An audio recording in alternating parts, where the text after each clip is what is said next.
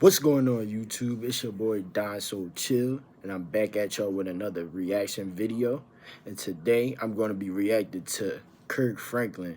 He did a recent apology, and everybody is going crazy about it.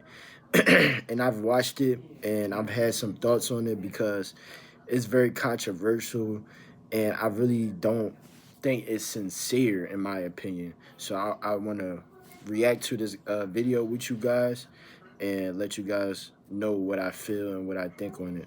Let's go. So early this year, I had the great opportunity to go to Jamaica. Beautiful place. And I had a chance to perform.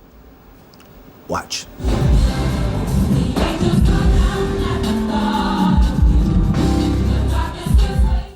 I am aware now that OG was cutting up in Jamaica.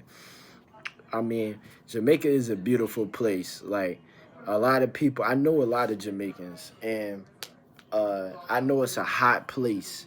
It is, it really is. And you know, I know that had to be very thrilling for him to go there and to perform, but you know, OG was like sweated up, oiled up. Like, I'm like, he doing some like freaky dances. Like, I don't know what Unc on, bro. I really don't. my choice of attire, which as a team we thought was going to be fine, being outside in the weather, was going to be something that would not come across as disrespectful. And since I've spent most of my career dancing and moving around and jumping on stage, that I didn't know that I would ever do anything that would ever offend anyone in any community, but it did. And because it did, I sincerely apologize. I sincerely apologize because I never want to get to a place that I can't learn what I need to do better, what I can do different to make sure that as I grow as a man, grow physically or in any aspect, that I'm always being humble enough and submissive enough to hear people and their concerns about anything being bigger than the message of Jesus.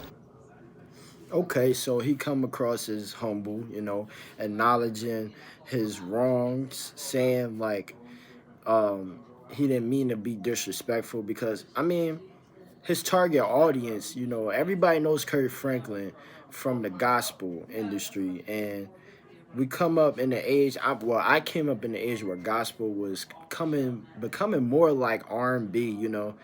Um, you know, I grew up listening to Kirk Franklin. You know, "Smile" was one of my favorite songs by him. The CC sisters, I used to listen to them, but it sounded like more like R&B. If you go back to like the 80s, 90s era, like gospel has totally changed from the aspect of its sound, and I really feel like that's when it started compromising a bit, and it sounded like the world, you know, and it's just not a good look. But uh, I feel like religious people, you know, they always gonna have something to say. So the way that he like came across this, you know, and I really feel like it was a marketing strategy for his brand. You know, you notice how he's wearing tight clothes. I mean, like tight behind shorts. I mean, like I just don't. I see what some of the religious people, the Christians, say, and they think it's disrespectful. But yeah, let's keep watching. Because it doesn't matter what my goal and intent is, if I'm louder than the message of Jesus, then I failed. This year, I had the opportunity to share the stage Is with that Will Will Smith, the Smith? 2024 BT Awards, and Oh, it also is Will the Smith. opportunity to work with a young artist that is really making a name for herself. Her name's Glorilla. So are you asking for like a song? See, bro, this is the stuff that I'm talking about. You linking up with Will Smith and Glorilla. Bro, Will Smith, I remember when they did the concert and Will Smith was talking some jibber jabberish. And it was flames of fire behind him. It was looking real occultic and devilish, man, bro. And it's really a shame and sad that as a religious leader, you collab with the world like this, and it really shows the condition of the mainstream of Christianity in itself, and it's embarrassing. You know, it really is. It's not a good look. Um, but he did say he doesn't want to be bigger than the message of Jesus Christ, he says. But at the same time, he is, because you out here dancing and you out here doing all this extra. It's like for gimmicks, it's all for play, it's all for marketing, you know. It's all theatrics, I should say. But yeah, and you shouldn't be linking up with Glorilla. She does a whole lot of cursing and all of this stuff. And I know she had a background of, a like biblical background of how her mother raised her and stuff like that. She talked about it, how the pagan holidays is actually like Christmas and all of the celebrations. They was raised not to celebrate it. That's good, but your actions speak louder than words, and it's just like, bro, what are we accomplishing by collabing with the world? You know, it's one thing if you grew up with the doctrine of like right doctrine, but if you don't live it out, you the Bible says it's good that they shouldn't even known the way of righteousness than to have known and to turn away from it. So it's like, who cares? It's about who's living it now, who's living in the truth now. Is that what you trying to say?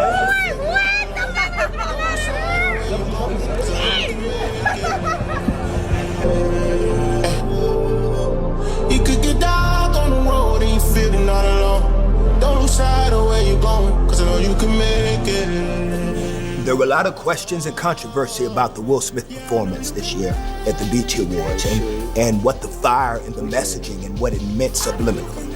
Also, there's questions and controversy about me working with Miss Glorilla and her lyrics, and are they conducive to the Christian community? I think that when we talk about working with people that do not live in the ecosystem that we are accustomed to, it is very difficult to find their hearts and discover what their motives are from a distance. We have to be close. And so when we're invited into their world. But yeah, bro, it's obvious what people in the world are standing for, I'm not saying don't hear them out, don't listen to them, like, in a sense that like you totally reject what they saying as a person, but at the same time, we have to be clear. It's either you living for God, you living for the Most High, or you are promoting something that's contrary to what His foundation is. And yeah, bro, it's just obvious. It's obvious. It's very important that we don't have to compromise our messaging, but understand it won't always look pretty, and it's not a sprint, it's a marathon. And that we've got to be able to do life with people so that they can get the residue of the message that we're trying to share. And whenever I'm invited, But at the same time, didn't Kirk Franklin say something like the lion and the lamb will bow down to the goat? Didn't he say something about that? And if you really think about it, that sounds like he's talking about the Baphomet goat. The Baphomet goat is as above, so below, meaning that's Satan's saying, that's his slang. And you guys need to go look that up, because he was promoting that God's kingdom was going to bow down to the beast, like how the beast of Revelation, the beast of Daniel. If y'all read the Bible, y'all know what I'm talking about, man. It's sick. Have my entire career, I try to do my best, and I may fail at times, but my goal is to make sure that the church does not just exist within the walls, but it exists in the world. Oh no, I remember this. Oh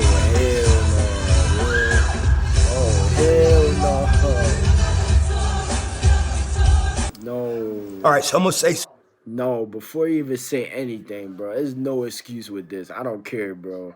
I don't care, bro. Like, oh my gosh. The Bible talks about coarse joking. You shouldn't even be joking like this. Like, I'm not even gonna lie. Like, no brother I know, a straight brother, I would say no, would ever do anything like this, whether they got a sister or a girl best friend plays like this. This is more on the zestified type of era. Like this is something that um them dudes, you ever had them dudes y'all know or ever seen in school who always be hanging around the girls and they around they like they best friends with the girls. That's a move that they will pull. Never would I expect that from like a religious leader like Kirk Franklin. Something, and I'm gonna keep this real, and I'm gonna keep it 100 with y'all. Tell us the force of Sometimes G. I just play too much. Sometimes I just be doing too much. I do. I play too much. I'm friends with these people. We have fun backstage. And I don't know how to separate the backstage Kirk from on stage Kirk. Like, What? You don't know how to separate the backstage Kirk from the stage Kirk. So what are you doing backstage, my guy? What are you doing backstage that we don't know about? Show you who you really are. I don't want to see this is why God told me like a year ago about him because I was watching him on the club Shay Shay and I was reading my Bible. It was like beware of false prophets who are inwardly wolves but outward are sheep. Watch out for the wolves in sheep clothing, my guy. Why? Like y'all need to watch for that because he literally just said, I'm friends with these people. I played back too much, and like I'm not the same Kirk when I am on stage than when I am backstage. So I'm just telling you, bro, from his mouth, by our words we will be justified, or by our words we will be condemned, like the Bible says, and he's condemning himself by what he says. If you really listen and open your ears and have ears to hear, you will really listen to what people say, and you will see the reason why they act a certain way. I am who I am, wherever I am. These are my peoples, and we act silly backstage and have fun, and I don't know how to turn that off. And I gotta learn it because I know that it can be offensive to some people. But sometimes I just play too much. And in that moment, I was playing too much. I shouldn't have been playing out there in front of y'all. I should have kept that to myself and have fun with them the way I do when we be acting a fool. But sometimes I get on my own nerve. And when I was doing it, it seemed fine, but when I saw the clip, yeah, it's too much. It is too much because you not only embarrassing yourself, you embarrassing a homegirl. She did not ask you to put your dirty butt on her, and so that's disgusting, my guy. That is really disgusting. I am always cautious to stand in any political space that I could possibly look like I'm representing. But this was an opportunity that I thought was really cool, and I feel good about it. And when I got the call, I felt like it could be a really special moment. And I did not plan this. This was not something I even thought about when I walked on stage. It just kind of happened in the moment. And I think that's what made it special. So thank you to the White House for that incredible opportunity and invitation. Thank you, Madam Vice President Kamala Harris, for getting on stage and dancing with me. It was fun. It was good. Yeah. And then Camilla was another one who was for the Antichrist because it was a person in there preaching at one of her events, and she said, "We don't do church." She literally said it out loud. Y'all could go look up the clip. She really, I think they kicked that person out, but because that person was screaming out Jesus or something at the rally, and she said literally, "We don't do church." So what makes her want to accept Kirk Franklin if that's what he stands for and she's dancing with this guy? It just shows you that they promoting a different type of church. What type of church is he promoting if you got invited to the White House? So I'm just saying, I'm just saying, bro, it don't look right.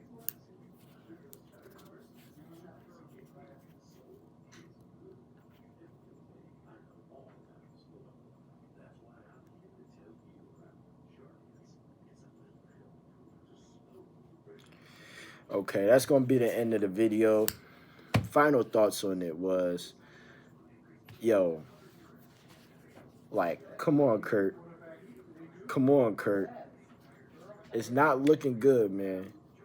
It's looking like it was theatrics. It's looking like it was all for the looks, and it was a targeted art audience. You know, I know what it was. It was a marketing strategy.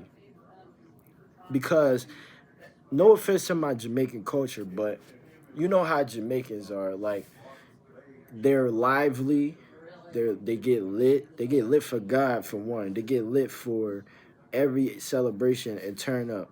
But this is not that. They don't play about God, bro.